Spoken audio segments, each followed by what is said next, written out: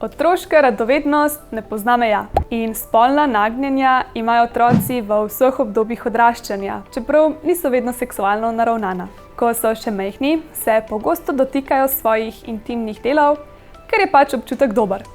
Ampak tega oni ne povezujejo s seksom, ker sploh še ne vedo, kaj to je. Otroci s tem samo raziskujejo svoje telo in odkrivajo nove občutke. Mi smo pa tisti, ki mislimo, da je vse seksualno.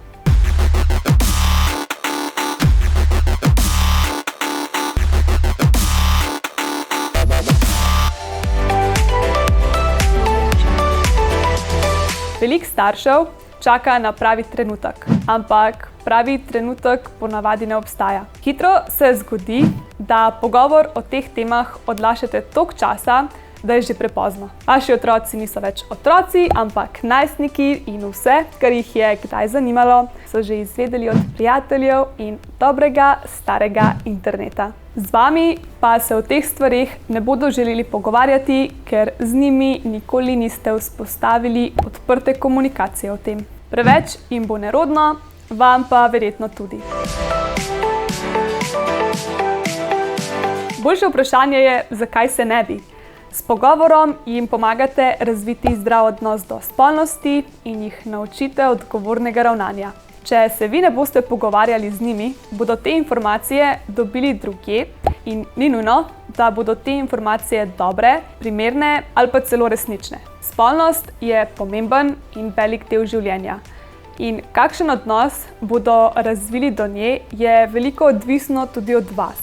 Če že zgodaj vzpostavite odprto komunikacijo glede vsega, ne le spolnosti, se bo vaš otrok upal obrniti na vas, ko bo imel kakšno vprašanje ali težavo. Veliko več stvari vam bo zaupal sam od sebe in ne bo imel občutka, da mora karkoli skrivati pred vami.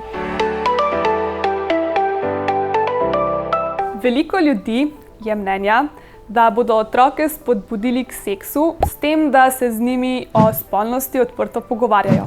Raziskave pa kažejo ravno nasprotno.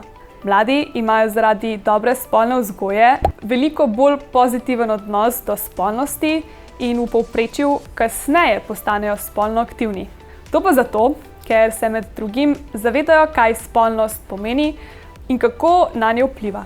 Poleg tega, ti mladi bolj pogosto uporabljajo zaščito in prakticirajo varno spolnost. Ko rečem, da se je treba že z majhnimi otroki začeti pogovarjati o spolnosti, ne mislim, da se z njimi pogovarjate o seksu in ne vem kakšnih fetiših. Na začetku je dosti že to, da odkrito in primerno njihovi starosti odgovorite na vprašanja, ki vam jih bodo zastavili. Na primer, od kje pride dojenček? Ali pa, zakaj se odrasli poljubljajo? S tem, ko jim ne lažete, jim date vedeti, da se z vami lahko pogovarjajo o vsem in da boste z njimi vedno odkriti. Prej ali slej bodo namreč izvedeli resnico in vedeli bodo, da ste se jim lagali. Za mlajše otroke je dovolj že to, da odkrito odgovarjate na njihova vprašanja in da jih naučite nekaterih osnovnih zadev, kot so poimenovanja za njihova spolovila in to, da se fantki in punčke tam dol razlikujejo. Če ne veste, kako se tega lotiti, lahko skupaj z njimi prebirate knjige o tem. Na koncu videa bom pustila še seznam primernih knjig. Ne mislite, da ste z enim pogovorom zdaj zaključili z neko temo za vedno. O enih in istih stvareh se boste mogli pogovarjati večkrat. Mogoče vas bo otrok celo znova in znova spraševal ene in iste stvari. Ali pa se bo čez nekaj dni spomnil nekega novega vprašanja. In pa, ko bo starejši, mu boste določene stvari razložili tudi bolj natančno, kot ko je bil star 8 let. Skratka, pogovori okrog spolnosti se nikoli ne zaključijo. Velikokrat starši to temo raje izpustijo. Ampak nekateri otroci že pred 10 letom začnejo masturbirati. Pa niti ne delajo tega v seksualnem smislu. Pač občutek je dober. Zato je pa pomembno, sploh če vidite, da se otrok mane po spolovilu ali pa se drgne ob pohištvo, da mu razložite, da s tem ni nič narobe, ampak da tega pač ne more početi kar povsod.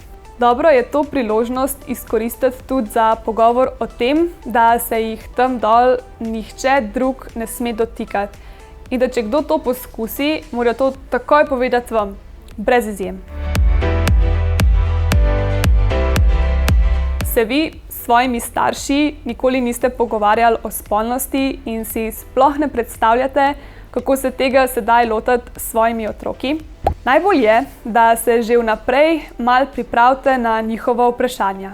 Zelo dobra strategija za pogovor z vašim otrokom je, da ko vas nekaj vpraša, najprej odgovorite z vprašanjem nazaj. Vprašate ga na primer, kaj pa ti misliš, da je to?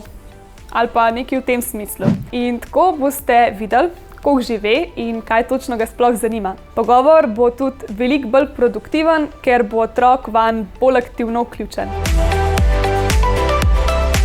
Pa da povzamem, če se z otroki o vsem odprto pogovarjate, potem bodo tudi oni bolj odkriti z vami. Ker se z njimi pogovarjate o spolnosti, do njih razvijajo bolj pozitiven odnos in ker bodo vedeli, da se z vami lahko pogovarjajo glede vsega, bodo k vam prišli tudi, ko bodo potrebovali kakšen nasvet.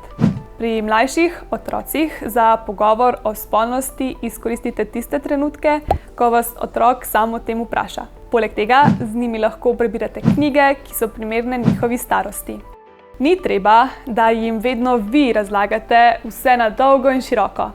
Najprej jih vprašajte, kaj že sami vedo o neki stvari in potem izhajajte iz tega. Z mlajšimi otroki se pogovarjajte njihovi starosti primerno. Pogovori se namreč nikoli ne zaključijo, ampak se nadgrajujejo. Ko se pogovarjate z otroki, je dovolj, če se osredotočite na dejstva. Ne rabite razglabljati o lastnih spolnih praksah z njimi. Zaupajte svojim otrokom. Vi ne morete namesto njih sprejemati odločitev, lahko pa jih opremite z znanjem in jih naučite kritično razmišljati. To je za danes vse. Objavili smo že kar nekaj vsebin, kjer se dotikamo vsega, kar bi mladi morali vedeti o spolnosti. Kar nekaj videov pa še prihaja, zato nam ne pozabite slediti na Instagramu, Facebooku, YouTubeu in TikToku, da jih ne zamudite. O vsem tem pa si lahko preberete tudi na našem blogu. Se vidimo naslednjič!